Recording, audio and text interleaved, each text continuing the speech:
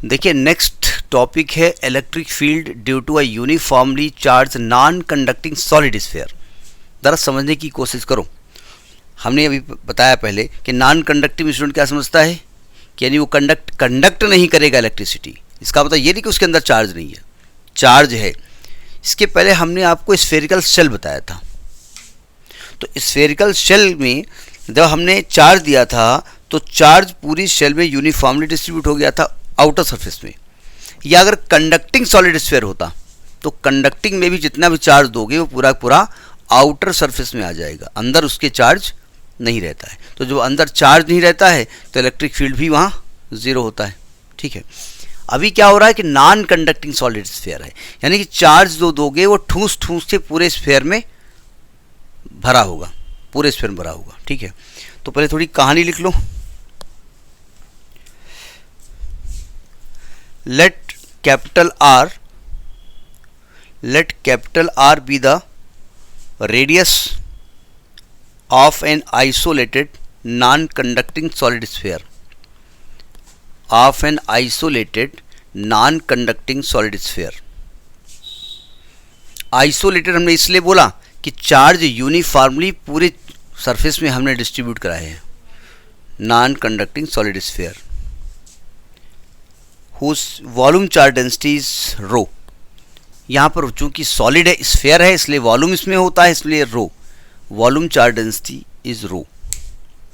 There is a point P where electric field is required।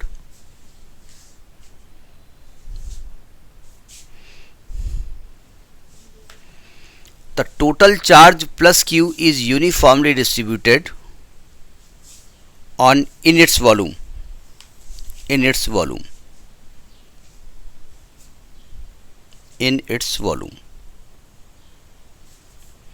अब देखो ध्यान से। तो अब आपने कहा P पॉइंट है, जहां आपने लिखा P point at distance small r लिख दो। Point P at distance small r from its centre, at distance small r from its centre at which electric field is required. तो लिख लिया आपने। सावधान, नहीं सावधान लिखना नहीं है, होना है।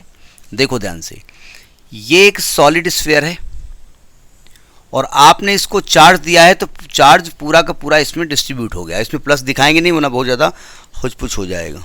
ठीक है, यानी आपने इसको प्लस क्यू चार्ज दे रखा है और प्लस क्यू चार्ज पूरे स्फीयर में फैला हुआ है। ठीक है, और इसका सेंटर क्या है, O है, और इसका रेडियस क्या है, कैपिटल R है। अब पॉइंट P कहाँ पर है? तो भाई पॉइंट P बाहर भी हो सकता है, सरफेस के ऊपर भी हो सकता है, अंदर भी हो सकता है। तो फर्स्ट केस लेंगे कि P is outside the sphere, यानी small r is greater than capital R, ये मान लेते हैं। तो अब क्या करेंगे आप, भाई ये P पॉइंट यहाँ कहीं बाहर है ना, पहले समझने की कुछ बात करिएगा। समझ में आ गया तो अपने आप कर सकते हो। तो हम क्या करेंगे कि O के कॉन्सेंट्रिक एक गॉसियन सरफेस खींचेंगे। अब आप कहेंगे हम ऐसा सरफेस ऐसा भी खींच सकते हैं, कोई ऐसी बात नहीं है। एक ऐसा सरफेस जिसमें P इंक्लोज, P से होता तो बाहर ही हो जाएगा ना, तो ऐसा भी खींच सकते हैं हम। लेकिन हमारे पास मजबूरी होती है, जब इलेक्ट्रिक फील्ड निकालेंगे, फ्लक्स निकालेंगे, तो E डॉट ds लिखेंगे। तो हमको E और ds के बीच एंगल चाहिए, और हर जगह इलेक्ट्रिक फील्ड और एरिया वेक्टर के बीच एंगल चेंज हो जाएगा, तो फिर सॉलिड एंगल का सहारा लेना पड़ेगा। इसलिए हम एक सिमेट्रिकल डायग्राम बनाते हैं जहाँ पर एंगल का लफड़ा ना हो। तो हम क्या करेंगे, इसके बाहर एक स्फेयर खींचते हैं। कहाँ से पास हो रहा है, P से, वो मतलब गोल है जहाँ भी है, ये P से पास हो रहा है। ठीक है, पूरा ऐसे खींच दूँ, ये P से पास हो रहा है। इसको हम कहते हैं गॉसियन सरफेस। तो लिखिए नीचे, we draw a Gaussian surface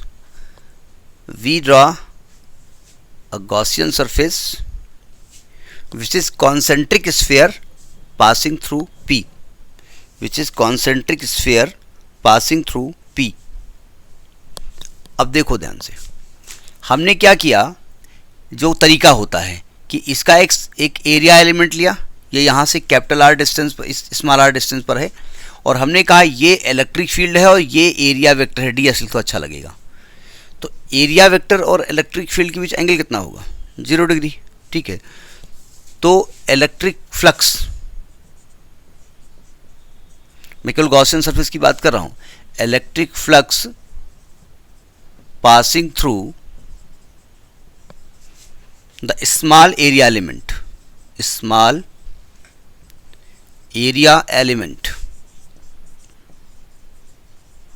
ds, हमने इसको d phi e मान लिया। क्या फॉर्मूला होगा? E डॉट ds यानी E ds cos थीटा, तो E ds क्यों हो गया? cos 0 का मान 1 हो जाएगा।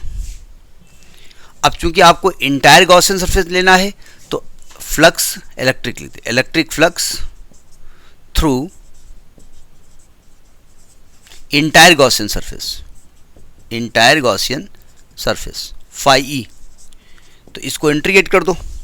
अब चूंकि यहाँ पर बात वॉल्यूम एरिया की है तो इसलिए हम डबल इंटीग्रेट करते हैं, ई डी एस, ई बाहर हो गया और डी एस हो गया एरिया का इंटीग्रेट, मतलब टोटल एरिया, और टोटल एरिया इसकी कितनी है? 4 पाई आर स्क्वायर।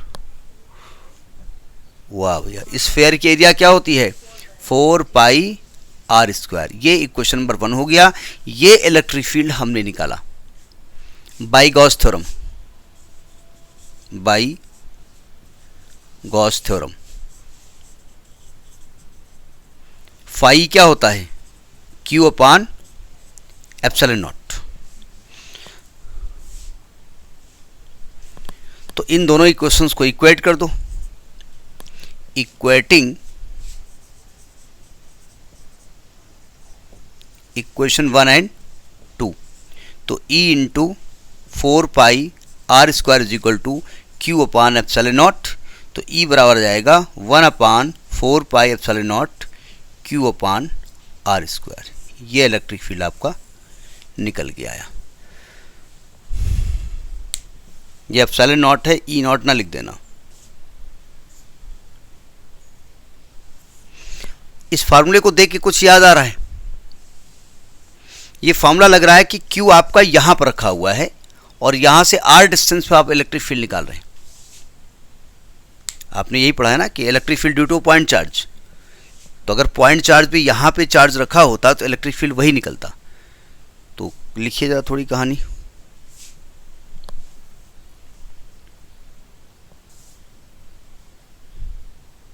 अच्छा, वेक्टर फॉर्म में अगर लिखना चाहें आप तो इसका लिखने के बाद अगले स्टेप कर देना। इसमें आप रेडियल वेक्टर में आर कैप से मल्टीप्लाई कर दोगे तो यहाँ वेक्टर बन जाएगा अगले स्टेप में, इन वेक्टर फॉर्म लिखने के बाद में। तो थोड़ी कहानी लिखिए 10।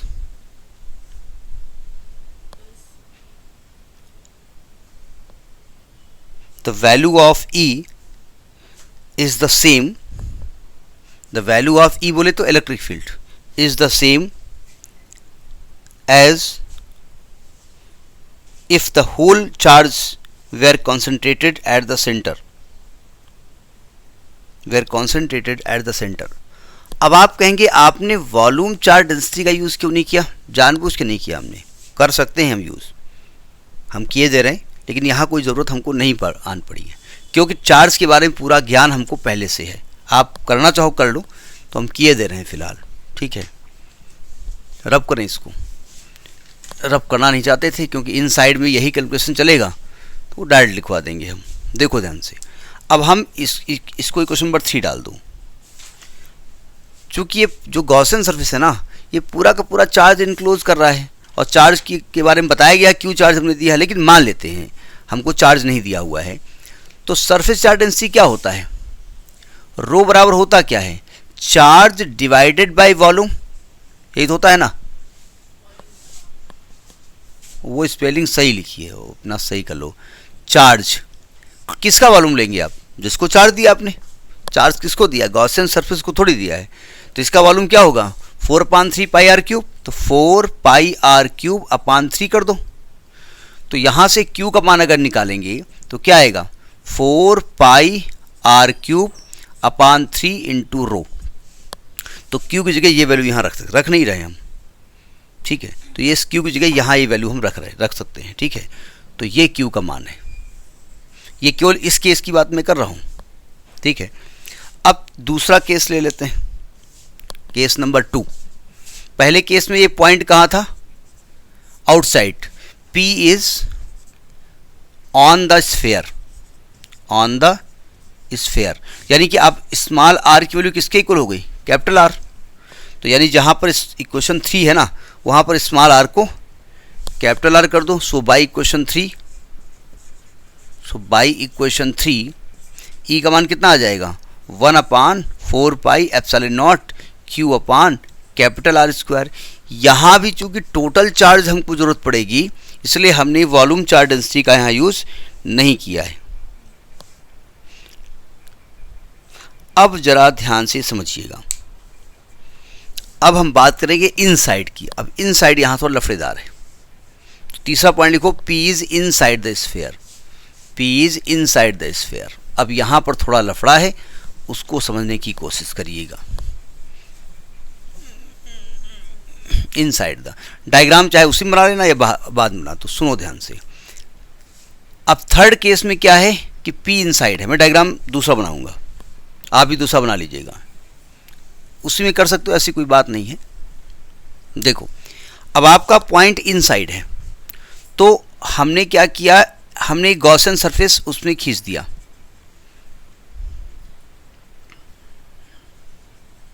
ये गॉसियन सरफेस खींच दिया हमने, और ये पॉइंट P है हमारा, ठीक है। तरीका वही है, ये आपका इलेक्ट्रिक फील्ड, ये आपका एरिया वेक्टर, ठीक है। ये स्मॉल r डिस्टेंस पर है, तो लिखिए P is inside the sphere और small r is less than capital R। तो लिखिए we draw a Gaussian surface concentric to O and passing through P. We draw a Gaussian surface concentric to O and passing through P.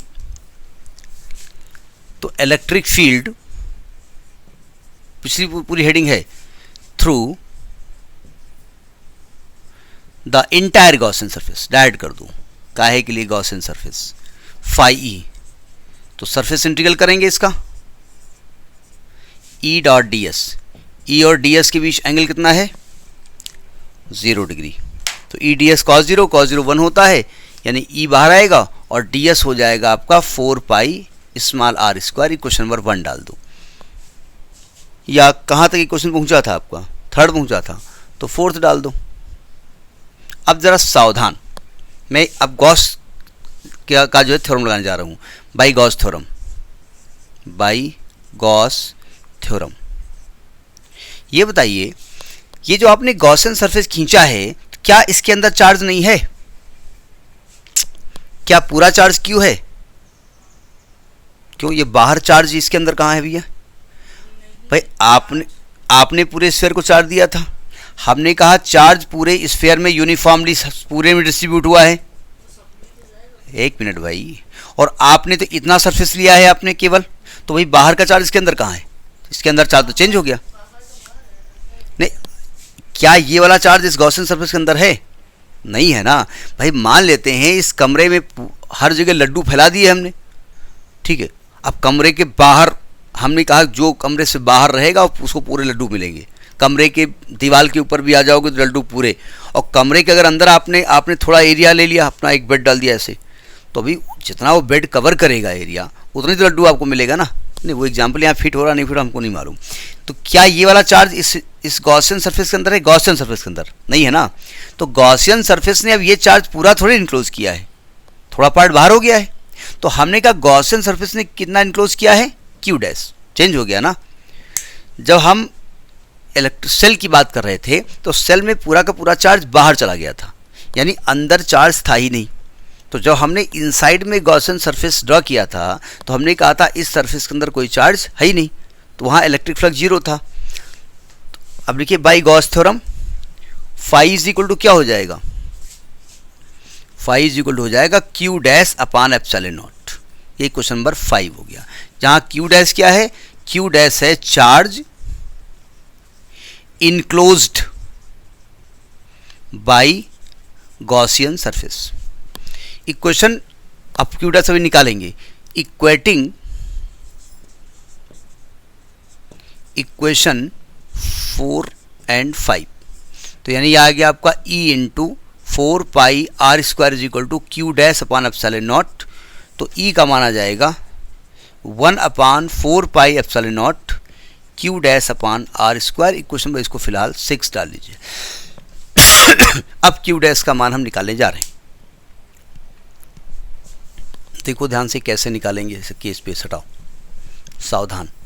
अब Q dash क्या आपको मालूम है? नहीं, हमको नहीं मालूम है। हमको एक चीज मालूम है, देखो ध्यान से। जब टोटल चार्ज जो क्यू दिया था उसको टोटल वॉल्यूम से डिवाइड किया था तो आपको सिग्मा मिला था, क्यों? सॉरी, रो मिला था।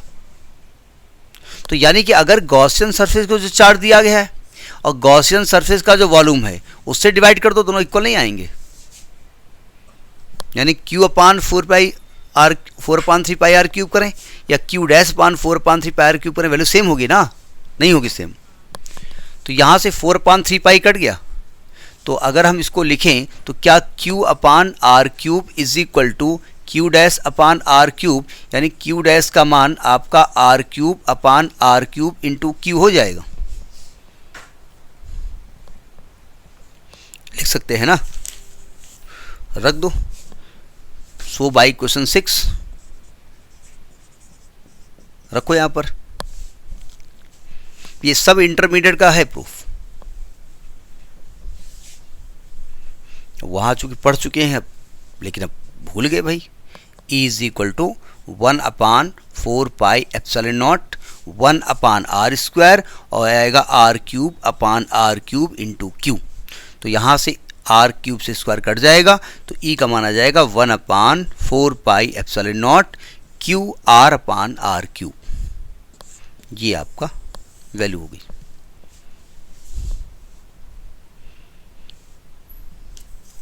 ये रेडियली आउटवर्ड होगा तो इसमें आर कैप से मल्टीप्लाई कर दोगे तो ये इलेक्ट्रिक फील्ड वेक्टर फॉर्म में आ जाएगा। अब चाहो, देखो ध्यान से, तो आप रो के टर्म में लिख सकते हो इसको। भाई यहाँ से क्यू का मान क्या निकलेगा? 4/3 पाई आर क्यूब इंटू रो, यहाँ रख दो। क्यों? क्यू टोटल चार्ज है ना। जब टोटल चार्ज है तो टोटल जो रेडियस होगा, टोटल जो क्या है इलेक्ट्रिक फील्ड, तो यहीं पर है आपका, तो उससे कोई फर्क नहीं पड़ता। लेकिन स्मॉल आर ऊपर है ना, वैसे भी तो ये यहाँ पर इलेक्ट्रिक फील्ड है ना, तो इसके रेडियली आउटवर्ड है। कैपिटल आर भी कर दोगे तो गलत नहीं है, लेकिन स्मॉल आर करिएगा। समझ में ही बात नहीं आई। तो ये एक टॉपिक हो गया, इसको कर लीजिएगा।